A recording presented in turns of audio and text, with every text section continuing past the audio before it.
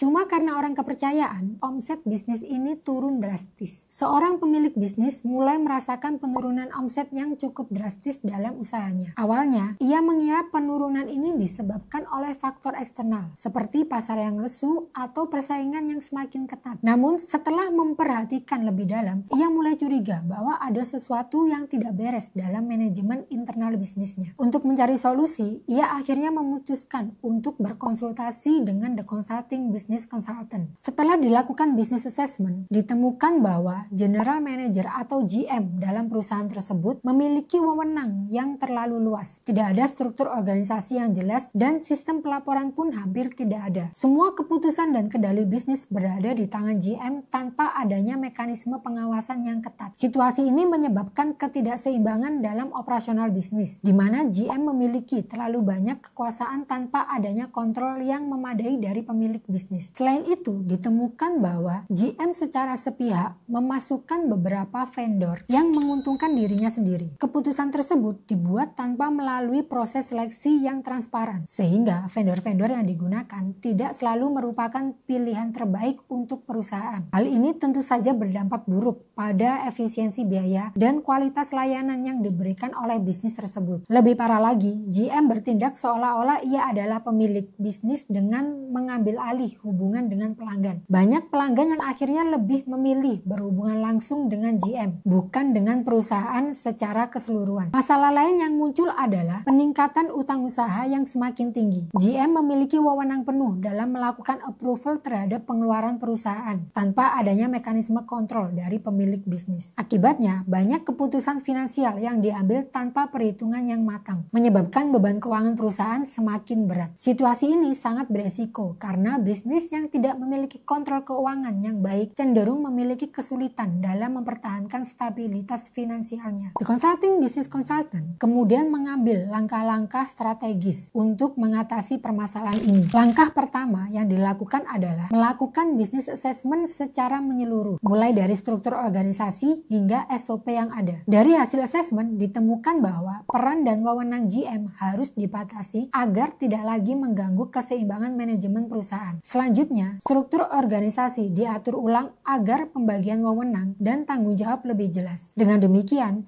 GM tidak lagi memiliki kendali penuh atas setiap aspek bisnis, melainkan hanya bertanggung jawab pada bagian yang memang menjadi tugasnya. Proses approval untuk pengeluaran perusahaan juga diperketat dengan melibatkan lebih dari satu pihak dalam setiap keputusan keuangan. Selain itu, The Consulting membantu mengatur kembali SOP yang belum jelas. Dengan SOP yang lebih terstruktur, setiap karyawan memahami dengan jelas job desk mereka masing-masing. Hal ini memastikan bahwa setiap keputusan dibuat berdasarkan standar operasional yang sudah ditentukan, bukan atas kehendak individu tertentu. Dengan diterapkannya sistem ini, pemilik bisnis akhirnya kembali memiliki kendali penuh atas perusahaannya. Hubungan dengan pelanggan dikembalikan kepada perusahaan, bukan individu tertentu, dan vendor yang digunakan dipilih berdasarkan kriteria yang transparan. Akibatnya, omset bisnis kembali meningkat dan stabilitas finansial perusahaan menjadi lebih terjamin. Jika bisnis Anda mengalami permasalahan yang serupa,